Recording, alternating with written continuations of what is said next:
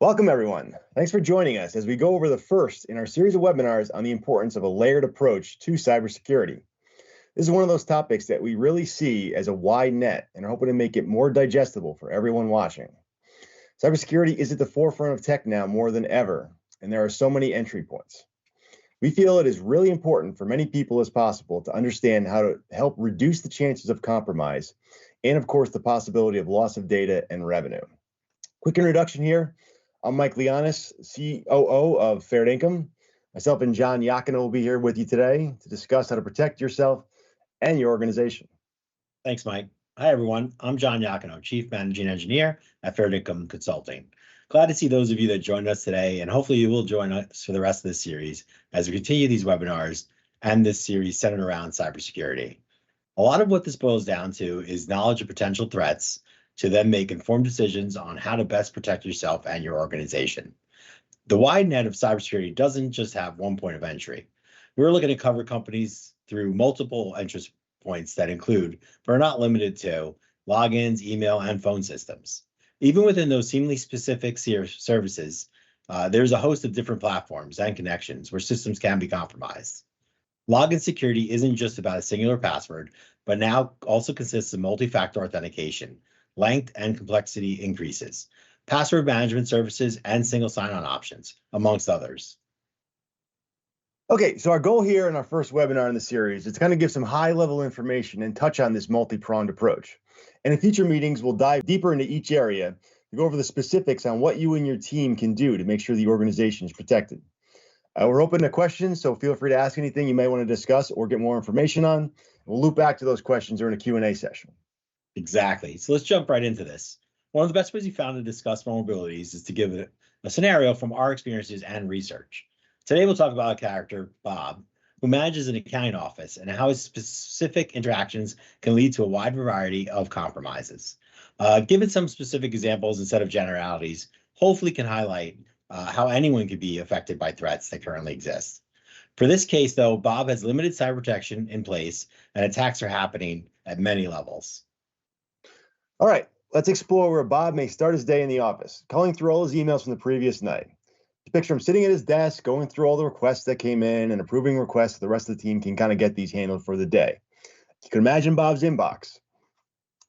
Standard spam filter acting more like a screen instead of a walled gate that checks for legitimate emails. Some cutting emails camouflaged with urgency and authenticity, aiming to deceive Bob into clicking a malicious link and providing sensitive information. Now, everyone knows generic spam. That's one thing. And I think we're all familiar with the bad spelling or sales pitch to, buy now, click below. We've all seen these emails. However, there are more threats out there that you might not be aware of. Some examples are malicious attachments. Seemingly innocent PDF or Word files for requests coming through have the potential to run macros that contain links to malicious locations. And there's email spoofing. It's real easy to make an email look like it's sent from somebody else. Malicious actors will spoof emails and request sensitive information or updates to accounting numbers and other types of sensitive information like that. Link scanning and validation. This brings you to a site very similar to the one you're often used to, but is actually hosted by the attackers themselves.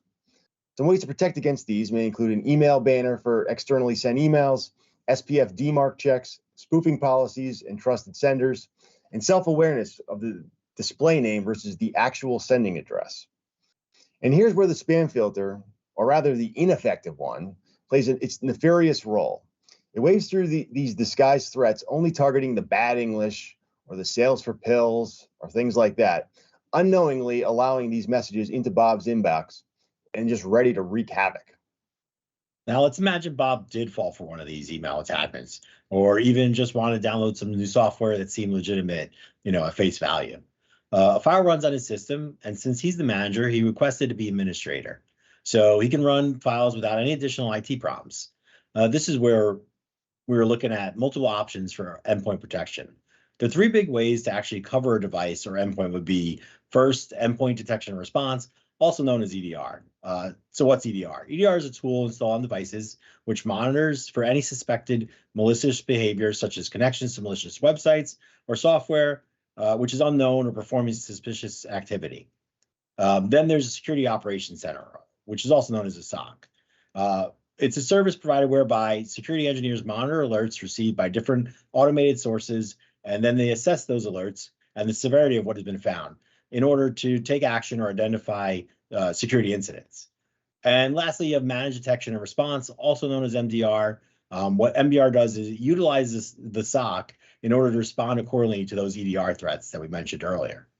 These come together to monitor and protect Bob's devices, identifying threats and swiftly neutralizing any suspicious activities before they can infiltrate his system and the network. The fact that installs aren't locked down to approved IT personnel, that in itself is a big issue. So now we're on to remediation and protection of those applications by utilizing backend systems to find odd behavior or requests not necessarily visible on Bob's screen, but they're happening in the background of his computer or the network itself. Web requests and check-ins to known botnet locations, that's a very popular one. And malware can be installed on systems for days or even months before the attack is realized. And that could be sending data, keystrokes, just general network information to malicious actors outside of the organization. Okay, another protection tool that I want to bring up that you might want to consider is content filtering.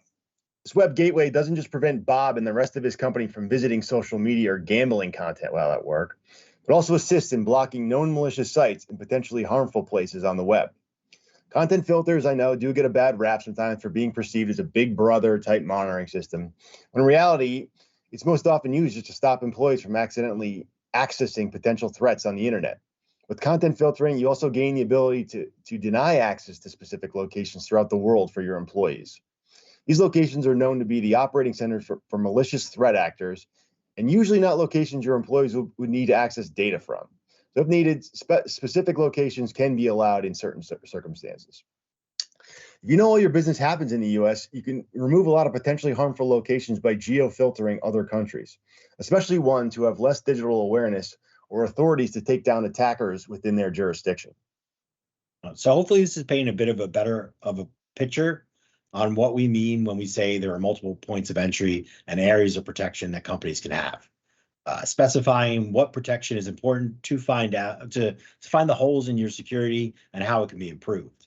Education on all this is important, not just for the IT employees, but really any employee. User training and open communication is something that can stop a lot of problems before they become massive issues.